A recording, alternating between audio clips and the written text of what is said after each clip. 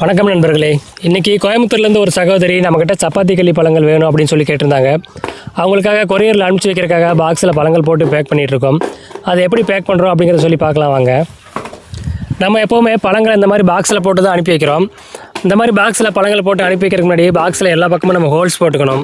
இந்த ஹோல்ஸ் எதுக்காக அப்படின்னா ஏர் வென்டிலேஷனுக்காக. அப்போ தான் நம்ம அனுப்புகிற பழங்கள் கெட்டு போகாமல் ஃப்ரெஷ்ஷாக இருக்கும். இதுவே நம்ம இந்த மாதிரி ஹோல்ஸ் போடாமல் டைட்டாக பேக் பண்ணிட்டோம் அப்படின்னம்னா அந்த பழங்கள் எல்லாமே கொஞ்சம் வெம்பி போன மாதிரி ஆயிரும். அதுக்காக தான் ஏர் வென்டிலேஷன் இருக்க மாதிரி இந்த மாதிரி ஹோல்ஸ் போட்டு எடுத்துக்கிறோம். அடுத்ததாக பாக்ஸில் 4 கார்னர்லேயே இந்த மாதிரி கொஞ்சம் எக்ஸ்ட்ரா சேஃப்டிக்காக டேப் வச்சு ஒட்டிக்கலாம். ஒருவேளை பார்சலில் ஹேண்டிலிங் பண்ணும்போது பாக்ஸ் ஓப்பன் ஆகிராமல் இருக்கணும் இல்லையா, அதுக்காக தான் இந்த மாதிரி டேப் வச்சு எக்ஸ்ட்ரா கவர் பண்ணிகிட்ருக்கோம். நம்ம பழங்கள் அனுப்புறதுக்கு அப்படின்னு கடைகளில் எதுவும் பாக்ஸ் தனியாக ஆர்டர் கொடுத்து வாங்குறதில்ல. அவங்க கேட்குற குவான்டிட்டிக்கு தகுந்த மாதிரி நம்மக்கிட்ட இருக்கிற பாக்ஸை ரெடி பண்ணி தான் அனுப்பிச்சிட்ருக்கோம். அப்படி எதுவும் பத்தல அப்படின்னா மளிகை கடையில் கிடைக்கிற பாக்ஸை வச்சு தான் நம்ம அனுப்பிச்சிட்ருக்கோம். அதிகமாக அனுப்பி வைக்கிற அளவுக்கு நம்ம இன்னும் அதிகமாக சேல்ஸ் பண்ணலை. இப்போ தான் கிட்டத்தட்ட ஒரு 1/2 கிலோ 1 கிலோ அந்த ரேஞ்சுக்கு அனுப்பிச்சிட்ருக்கோம். பழங்களை வைக்கிறதுக்கு முன்னாடி பாக்ஸோட அடிப்பகுதியில் இந்த மாதிரி வைக்கோல் வச்சு கொஞ்சம் ஃபில் பண்ணிக்கிறோம். இந்த வைக்கோல் எதுக்கு வைக்கிறோம் அப்படின்னா அப்போ தான் பழங்கள் பார்சலில் ஹேண்டிலிங் பண்ணும்போது பழங்கள் டேமேஜ் ஆகாமல் இருக்கும். ஒருவேளை நம்ம வைக்கோல் வைக்காமல் வெறும் பழங்கள் மட்டும் வச்சு அப்படின்னா அந்த பார்சலில் அனுப்பும்போது அவங்க பாக்ஸை நேராக மட்டுமே கொண்டு போவாங்கன்னு சொல்ல முடியாது.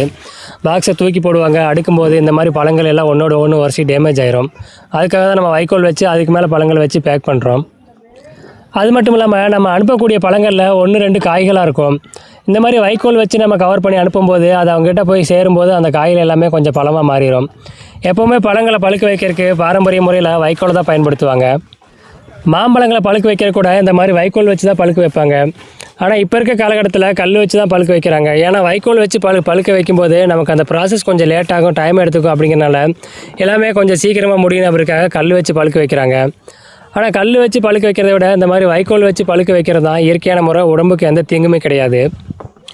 நம்ம பறிச்சுட்டு வந்ததுலேயே நல்ல பெரிய சைஸ் பழங்களை எடுத்து அவங்களுக்கு பேக் பண்ணிகிட்ருக்கோம். இதில் நல்லா பெரிய சைஸ் பழுத்த பழங்களுமே இருக்குது, கொஞ்சம் திரண்ட காய்களுமே இருக்குது. இந்த திரண்ட காய்கள் பார்க்குறதுக்கு காய் மாதிரி தெரிஞ்சாலும் உள்ளுக்குள்ளே சதைப்பட்டு நல்லா பழுத்திருக்கும். பொதுவாக இந்த சப்பாத்தி களி பழங்களை பொறுத்த வரைக்கும் ஃபுல்லாகவே பழுக்கணும் அப்படின்னு அவசியம் இல்லை. காய் நல்லா முதிர்ச்சி அடைஞ்சிருந்தாலே உள்ளே இருக்க சதைப்பட்டு சிவப்பாக மாறி நல்லா பழுத்திருக்கும். அப்படி இருக்கிற பருவத்திலே நம்ம சாப்பிட்லாம், இனிப்பாக தான் இருக்கும். நம்ம இந்த மாதிரி அனுப்பக்கூடிய பார்சலில் பெரிய பழங்களும் இருக்குது, கொஞ்சம் சின்ன பழங்களும் இருக்கும். எந்த சைஸ் பழமாக இருந்தாலும் எல்லா பழத்துக்குமே ஒரே மருத்துவ குணங்கள் தான் இருக்கும். நீங்கள் அதுக்காக கவலைப்பட வேண்டியதில்லை. நீங்கள் பழங்கள் கேட்டு ஆர்டர் கொடுக்கும்போது நமக்கு செடியில் எந்த சைஸ் பழங்கள் இருக்கோ அதை மட்டும் தான் நம்ம அனுப்பி வைக்க முடியும். பெரிய சைஸ் பழங்கள் தான் வேணும் அப்படின்னு சொல்லி அதுக்காக நம்ம வெயிட் பண்ணிகிட்டு இருந்தோம் அப்படின்னா சின்ன சைஸாக இருக்க பழங்கள்லாம் ஃபுல்லாக பழுத்துரும். அதை நம்ம பார்சல் அனுப்பி வைக்கும்போது 1 நாள் 2 நாள் லேட் ஆகும். அப்படிங்கிறனால அந்த பழங்கள் கொஞ்சம் டேமேஜ் ஆயிரும். அதுக்காக தான் நம்ம நீங்கள் கேட்கும்போது நம்மக்கிட்ட எந்த சைஸில் பழங்கள் இருக்கோ அதை அப்படியே அனுப்பிச்சி வச்சுருவோம். முடிஞ்ச அளவுக்கு பெரிய பழங்களாக பறிக்கவே நம்ம ட்ரை பண்ணுறோம். பழங்கள் எல்லாத்தையுமே அடிக்காச்சு மேல் பகுதியிலையுமே கொஞ்சம் வைக்கோல் வச்சு கவர் பண்ணிக்குவோம். கீழேயும் வைக்கோல் மேலேயும் வைக்கோல், நடுப்பகுதியில் மட்டும்தான் நம்ம பழங்கள் வச்சுருக்கோம். அதனால் பார்சலில் எப்படி ஹேண்டில் பண்ணாலுமே பாக்ஸை ஆட்டினாலுமே பழங்கள் நமக்கு டேமேஜ் ஆகாது. அப்படியே நம்ம எப்படி அடுக்கணுமோ அந்த சேஃபில் அப்படியே பழங்கள் இருக்கும்.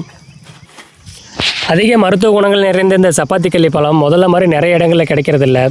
நம்ம சின்ன வயசாக இருக்கும்போது நிறைய இடங்களில் கிடைக்கும், நம்ம அதிகமாக கூட சாப்பிட மாட்டோம். ஆனால் இப்போ இருக்க காலகட்டத்தில் செடிகள் எல்லாத்தையுமே வெட்டிட்டாங்க, பாதி செடிகள் நெருப்பு வச்சு அழிச்சிட்டாங்க.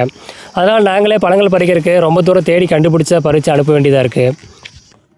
இந்த பதிவை பார்த்துட்டு இருக்க யாருக்காவது சப்பாத்தி களி பழங்கள் தேவைப்படுச்சு அப்படின்னா கண்டிப்பாக கமெண்ட் பண்ணுங்கள். பழங்கள் இருக்கிறத பொறுத்து நாங்கள் உங்களுக்கு அனுப்பி வைப்போம். இந்த சப்பாத்தி களி பழம் எதுக்காகலாம் பயன்படுது அப்படின்னு சொல்லி பார்க்கலாமா? நம்ம உடம்புல இருக்கக்கூடிய ரத்தத்தை சுத்தம் பண்ணுறது மட்டும் இல்லாமல் ரத்தத்தின் ஹீமோகுளோபின் லெவலை இன்க்ரீஸ் பண்ணுறதுக்கு பயன்படுது. கூடவே டயபெட்டிஸ் அப்படின்னு சொல்லக்கூடிய சர்க்கரை நோயை கண்ட்ரோலில் வைக்கிறது மட்டும் இல்லாமல் பெண்களுக்கு ஏற்படக்கூடிய PCOD கர்ப்பப்பை நீர்க்கட்டிகளை சரி பண்ணும் தன்மை கொண்டது இந்த சப்பாத்தி களி பழம். இந்த சப்பாத்தி களி பழத்தை நாங்கள் பறிச்சோடனே அப்படியே உங்களுக்கு அனுப்பிச்சிட மாட்டோம்.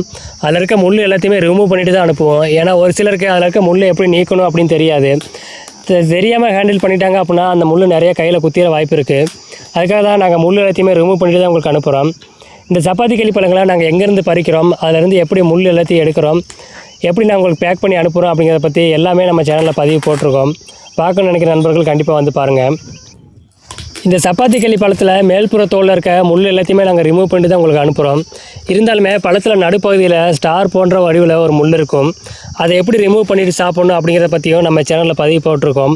கண்டிப்பாக பார்த்துட்டு சாப்பிடுங்க. இந்த பதிவை பார்த்துட்டு இருக்க யாருக்காவது சப்பாத்தி களி பழங்கள் தேவைப்படுச்சு அப்படின்னா கமெண்ட்டில் சொல்லுங்கள். கண்டிப்பாக நாங்கள் உங்களுக்கு பழங்கள் கிடைக்கிறத பொறுத்து அனுப்பி வைப்போம். நம்ம சேனலில் வீட்டு தோட்டம் மற்றும் மாடி தோட்டத்தில் எப்படி செடிகள் வளர்க்குறது, எந்த பட்டத்தில் எந்த மாதிரி செடிகள் நடவு பண்ணணும், விதை நேர்த்தி எப்படி பண்ணணும், அதை பற்றிலாம் பதிவு போட்டிருக்கோம். அது மட்டும் இல்லாமல் பூச்சிக்கொல்லி மருந்துகள் தெளிக்காமல் இயற்கையான பூச்சி வெட்டிகள் எப்படி தயாரிக்கிறது, செடிகளுக்கு உயிர் உரங்கள் எப்படி தயாரிக்கிறது, அதை எந்த நேரத்தில் தெளிக்கணும், எப்படி தெளிக்கிறது, அதை பற்றிலாம் நிறைய பதிவு போட்டிருக்கோம். பார்க்கணும்னு நினைக்கிற நண்பர்கள் நம்ம சேனலை சப்ஸ்கிரைப் பண்ணிட்டு லைக் பண்ணிக்கோங்க. அவ்வளோதான், பழங்கள் எல்லாத்தையுமே பேக் பண்ணியாச்சு. இனி அவங்க அட்ரஸை மேலே ஒட்டி நம்ம கொரியர் ஆஃபீஸில் கொண்டு போய் கொடுத்துட்டோம்னா 1 அல்லது 2 நாளில் கொரியர் போய் அவங்களுக்கு சேர்ந்துடும். இந்த பதிவு உங்களுக்கு பிடிச்சிருந்தா ஒரு லைக் போட்டுருங்க. மேலும் இது போன்ற இயற்கை சார்ந்த பதிவுகளை நம்ம சேனலை தொடர்ந்து பார்க்க நம்ம சேனலை சப்ஸ்கிரைப் பண்ணி வச்சுங்க. அது மட்டும் இல்லாமல் இயற்கை உணவுப் பொருட்களை ஆதரிக்கிற உங்கள் நண்பர்களுக்கு இந்த வீடியோ ஒரு ஷேர் பண்ணி விட்ருங்க. உங்களுக்கு பயன்படலை அப்படின்னாலும் உங்கள் நண்பர்கள் யாருக்காவது இந்த பதிவுக்கு கண்டிப்பாக பயன்படலாம். அதனால் நீங்கள் பண்ணக்கூடிய ஒரு சின்ன ஷேர் அவங்களுக்கும் இது பயனுள்ளதாக அமையும்.